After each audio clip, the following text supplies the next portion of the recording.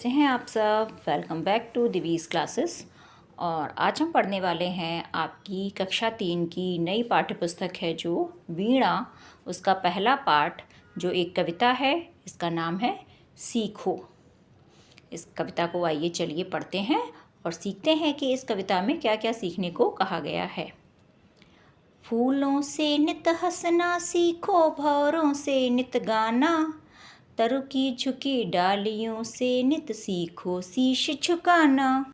सीख हवा के झोंकों से लो कोमल भाव बहाना, दूध तथा पानी से सीखो मिलना और मिलाना।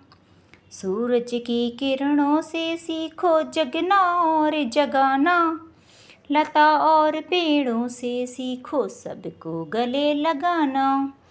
दीपक से सीखो जितना हो सके अंधेरा हरना, पृथ्वी से सीखो प्राणी की सच्ची सेवा करना। जलधारा से सीखो आगे जीवन पथ में बढ़ना, और धुएं से सीखो हरदम ऊंचे ही पर चढ़ना। तो इस लय के साथ हमको इस कविता को गाना है और आइए अब इसका अर्थ समझ लेते हैं कि कविता में हमें क्या क्या सिखाने को कहा गया है। फूलों से नित हंसना सीखो। फूलों से नित, नित माने हंसना सीखो। फूलों से नित हंसना सीखो। फूलों से रोज़, जैसे कि फूल रोज़ खिलते हैं ना, खिले रहते हैं, ऐसे ही फूलों की तरह आप भी हमेशा हंसना सीखिए। भौरों से नित गाना। जो भौरा होता है वो हमेशा क्या करता रहता है, गाना गाता रहता है ना, अपनी आवाज़ निकालता रहता है। वैसे ही आप भी क्या करिए, हमेशा गाते रहिए। तरु की झुकी डालियों से नित। तरु माने पेड़। जो पेड़ होते हैं, पेड़ की डालियाँ कैसी होती हैं, पेड़ तो बहुत मजबूत होता है लेकिन उसकी डालियाँ कैसी होती हैं, डालें झुकी हुई। शीश झुकाना। जैसे तरु की डाली, तरु बहुत मजबूत होता है पेड़, लेकिन उसकी डाल हमेशा झुकी हुई होती है ताकि उस पर आराम से वो जो आपके पक्षी हैं, चिड़ियाँ हैं, हमेशा बैठे रहते हैं। लोग आराम से उसके फल और फूल तोड़ लेते हैं। ऐसे ही हमेशा उसके हमें तरु की डालियों की तरह शीश झुकाना सीखना चाहिए। सीख हवा के झोंकों से लो। अब हवा के झोंके, हवा चलती है, हवा हमें क्या सिखाती है, कोमल भाव बहाना। जैसे हवा चलती है हमको अच्छी लगती है ना, जितनी कोमल ठंडी हवा होती है, वैसे ही हमें भी हमेशा कोमल भाव रखना चाहिए। दूध तथा पानी से सीखो। दूध और पानी, मिलना और मिलाना। दूध में जब पानी डालते हैं तो क्या आप पानी और दूध को अलग अलग कर सकते हैं, नहीं कर सकते। तो इसी तरह हमें एक दूसरे से ऐसे मिलना चाहिए कि कोई अलग अलग बता ना पाए कि कौन क्या है। ऐसे ही जैसे दूध और पानी दोनों मिल जाते हैं तो हम अलग उनको नहीं कर सकते। इस तरह से हमें मेल मिलाप रखना चाहिए। सूरज की किरणों से सीखो। अब सूरज की किरणों से क्या हमें सीखना है, जगना और जगाना। जैसे सूरज की किरणें सुबह अपने आप जग जाती हैं ना, अपने आप निकलती हैं, उन्हें तो कोई नहीं जगाता, वो जगती हैं तो उसको देखकर हम सब भी जग जाते हैं। तो सूरज की किरणें क्या करती हैं, खुद जगती हैं और दूसरों को भी जगाती हैं। ऐसे ही हमें भी सबको जगना है, अपने आप को, और दूसरों को भी जगाना है। लता और पेड़ों से सीखो, सबको गले लगाना। जिस तरह से लता माने बेल जो होती है, पेड़ होती है, सबको गले लगाती हैं, लगा लेती हैं ना गले, कोई भी हो, वो किसी से भेदभाव तो करते नहीं हैं, सबको गले लगा लेते हैं। ऐसे ही हमें भी सबको गले लगाना चाहिए। दीपक से सीखो जितना हो सके अंधेरा हरना। दीपक माने दीपक जो रोशनी करता है, दिया होता है, वो क्या करता है, अंधेरा मिटाता है ना। अंधेरे में दीपक जलाते हैं तो प्रकाश फैलता है। ऐसे ही हमें क्या करना है, प्रकाश फैलाना है, अंधियारे को हटाना है और प्रकाश जलाना, यानी ज्ञान का प्रकाश फैलाना है हमको। पृथ्वी से सीखो प्राणी की सच्ची सेवा करना। अब पृथ्वी से हमें क्या सीखना है कि पृथ्वी क्या करती है, किसी भी प्राणी की सबकी सेवा करती है, सबको सब कुछ प्रदान करती है। पानी है, हमें हमारी ज़रूरतों की सारी चीज़ें पृथ्वी से ही तो मिलती हैं। चाहे खाना हो, अन्न है वो भी पृथ्वी पर उगाया जाता है, पानी है वो भी हमें पृथ्वी से मिलता है, और जितनी भी चीज़ें सब मिलती हैं। लेकिन वो क्या सच्ची सेवा करती है ना पृथ्वी, किसी से कोई मोल तो लेती नहीं है। ऐसे ही हमें सबकी सच्ची सेवा करनी चाहिए। जलधारा से सीखो आगे जीवन पथ पर बढ़ना। जलधारा माने क्या होती है, नदी जो होती है, क्या करती है, नदी बहती ही रहती है, आगे बढ़ती रहती है, अपना रास्ता खुद बनाती है और आगे ही चलती जाती है। ऐसे ही हमें क्या करना है, हमें भी अपना रास्ता खुद बनाना है और आगे आगे बढ़ते रहना चाहिए। और धुएं से सीखो हरदम ऊंचे ही पर चढ़ना। धुआं धुआं कैसा होता है? जब हम आग जलाते हैं तो धुआं निकलता है ना, और धुआं कहाँ जाता है? ऊपर ही जाता है, ऊंचाई पर जाता है और ऊंचा चला जाता है। नीचे हम जलाते हैं आग और धुआं नहीं ऊपर आसमान में चला जाता है। तो ऐसे ही हमें क्या करना है? ऊंचे ही पर चढ़ना, धुएं की तरह ऊंचाई पर जाना है। मतलब जीवन में अपने आगे बढ़ना है, ऊंचा उठना है, धुएं की तरह जो ऊंचा ही उठता जाता है और अपना रास्ता ढूंढ लेता है। तो इस तरह से हमने पढ़ ली कविता। आपने देख लिया ना क्या क्या हमको सिखाया गया है इसमें। कविता को इसी लय के साथ गाते जाइए। और आगे चलिए अब देख लेते हैं बुक की एक्सरसाइज कि आपकी इस बुक में क्या क्या अभ्यास दिया गया है। आपको इस चित्र में क्या क्या दिखाई दे रहा है? अभी चित्र देखा है आपने, क्या क्या है इसमें? नदी है, सूरज निकल रहा है, पेड़ हैं, पेड़ों पर फल हैं, पक्षी आकाश में उड़ रहे हैं, फूल खिले हुए हैं, बादल आसमान में हैं। इनमें से कौन कौन सी वस्तुएं आप प्रतिदिन देखते हैं? प्रतिदिन का मतलब रोज़। अब आप ये बताइए कि इनमें से चीज़ों में से कौन सी चीज़ें हैं जो आप रोज़ देखते हो? उगते हुए सूरज को देखकर आपके मन में किस प्रकार के भाव आते हैं? जैसे आप सुबह उठ के सूरज को देखते हैं ना, जब सूरज निकल रहा होता है, बिल्कुल लाल सा होता है, तो आपके मन में क्या आता है वो आपको बताना है। अगला है रंग बिरंगे फूलों को देखकर आपको कैसा लगता है? रंग बिरंगे जब फूल खिले होते हैं, फूलों को आप देखते हो खिलते हुए, खिले हुए फूलों को, तो आपको कैसा लगता है? कैसा भाव आता है? अच्छा लगता है या मन करता है उनको तोड़ने का या उनकी स्मेल लेने का, सूंघने का? क्या मन करता है वो आपको अपने भाव बताने हैं। अब यहाँ पर क्या करना है हमें? कविता की बात। कविता हमने पढ़ ली ना, तो अब यहाँ पर चित्र दिए गए हैं और उनकी सीख दी हुई है। आपको मैच करना है, दोनों को मिलाना है कि कौन सी चीज़ हमें क्या सिखाती है। तो पहला तो है सूरज। अब सूरज इसमें से हमें क्या दिखाता है? हंसना, जीवन में सदैव आगे बढ़ना, जगना और जगाना, अंधेरा दूर करना, गीत गाना या शीश झुकाना। तो सूरज तो हमें जगना और जगाना सिखाता है। और दूसरा है फूल। फूल क्या हमें सिखाते हैं? हंसना सिखाते हैं। तो है फूल तो हंसना ही सिखाते हैं हमको। और अगला है दीपक। दीपक क्या सिखाता है हमको? अंधेरा दूर करना। दीपक को अंधेरे से मैच करेंगे हम। और अगला है ये भंवरा। भंवरा क्या करता है हमको? गीत गाना सिखाता है। तो भंवरे को हम मैच करेंगे गीत से। और अगला क्या है? पेड़। तरु। तरु हमको क्या सिखाता है? शीश झुकाना। शीश झुकाना, तरु की डालियाँ देखो झुकी हुई हैं ना, तो तरु को हम किससे मिलाएंगे? पेड़ को शीश झुकाने से। और अगला क्या है? अगला है जलधारा। नदी बनी हुई है। अब नदी क्या सिखाती है हमको? जीवन में सदैव आगे बढ़ना। तो नदी को हम मैच कर देंगे सेकंड वाले से। ऐसे इनको आपको मैच करना है। अगला क्वेश्चन देखते हैं। अगला क्वेश्चन है 2। कविता में किससे सीखने की बात आपको सबसे अच्छी लगी? उसका चित्र बनाइए और नाम लिखिए। अब ये 2 बॉक्स दिए हुए हैं, इतनी सारी सीख दी गई हैं, तो आपको इनमें से किन की सीख सबसे अच्छी लगी है उनका आप चित्र बनाइए और नाम भी लिखो उसका। नीचे लाइन दी हुई है ना, इसमें आपको नाम लिखना है कि किसकी सीख आपको सबसे अच्छी लगी है। अगला है पढ़िए और बताइए कि यह भाव कविता की किस पंक्ति में आया है। पेड़ों की झुकी डालियों से हमें यह सीखना है कि हमें हमेशा विनम्र रहना चाहिए।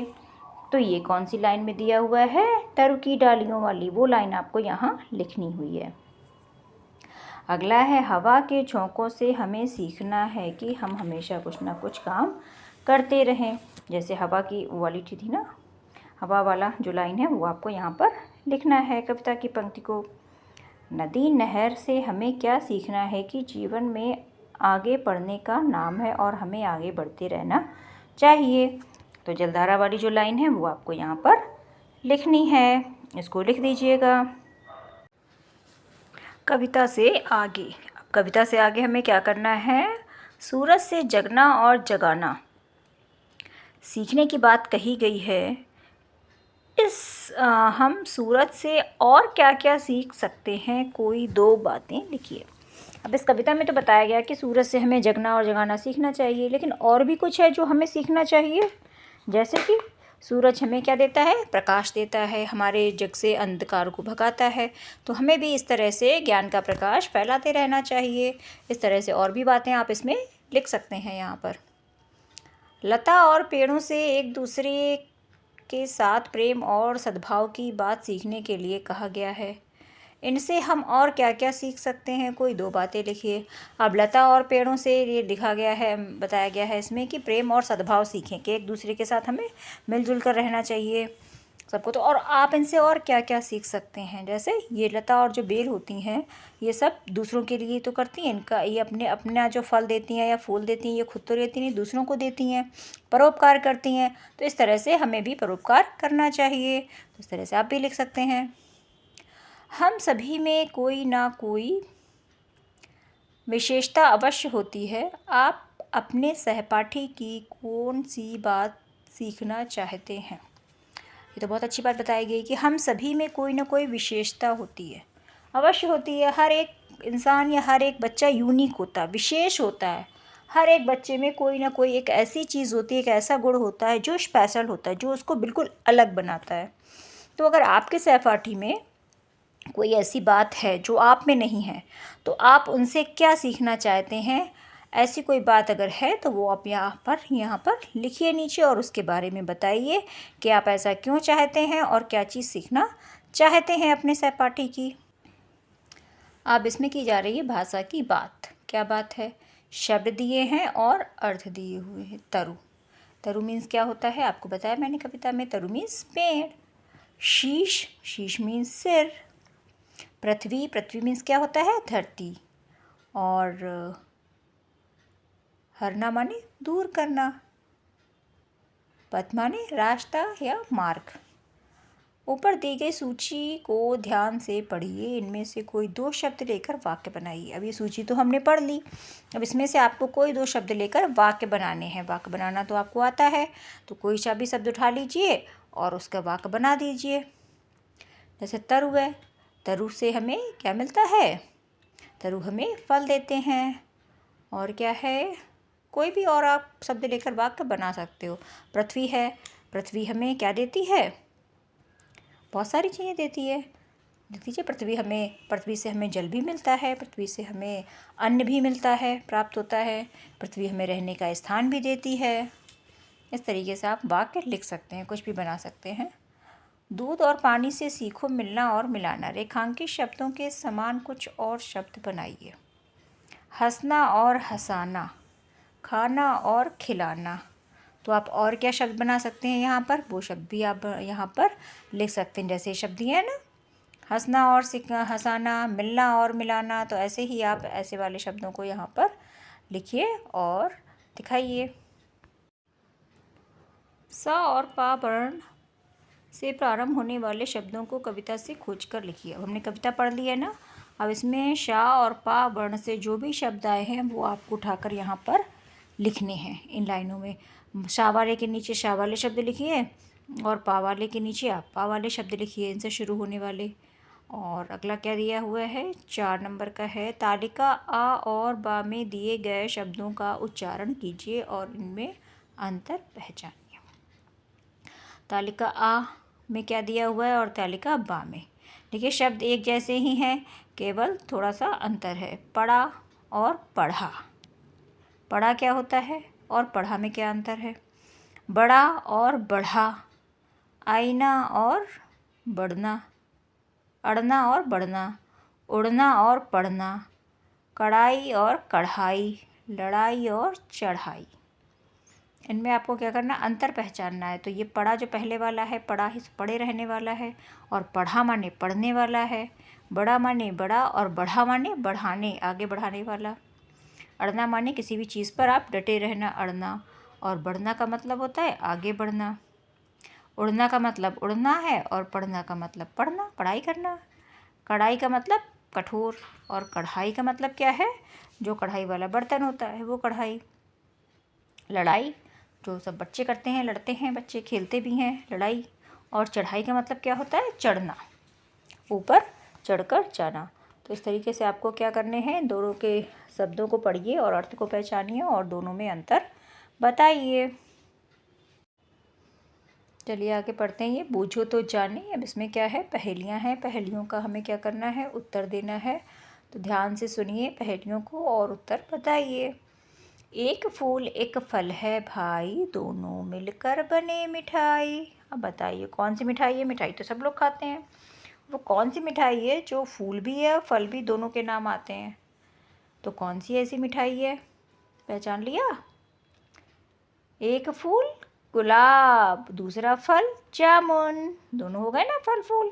लेकिन जो गुलाब जामुन मिठाई होती है ना, उसमें ना तो गुलाब होता है ना ही जामुन होता है। वो तो अलग मिठाई होती है और सबको अच्छी लगती है ना। चलिए अगली रिडल्स पढ़ते हैं।